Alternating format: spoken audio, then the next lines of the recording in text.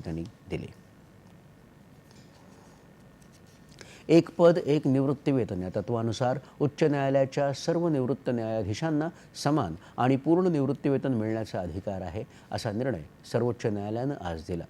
सेवेत दाखल झाल्याच्या तारखेपासून हे निवृत्तीवेतन देण्यात यावं, असं न्यायालयानं म्हटलं आहे.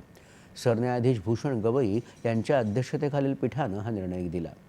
निवृत्तीवेतन लाभांबाबत न्यायाधीशांमध्ये कोणत्याही प्रकारचा भेदभाव हा कायद्यासमोर समानतेची हमी देणाऱ्या संविधानाच्या कलम 14चं उल्लंघन आहे, असं सर्वोच्च न्यायालयानं म्हटलं आहे.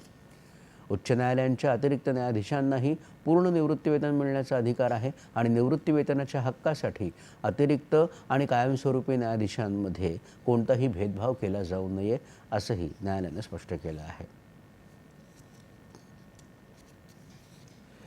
इस्रो अर्थात भारतीय अंतराळ संशोधन संस्थेनं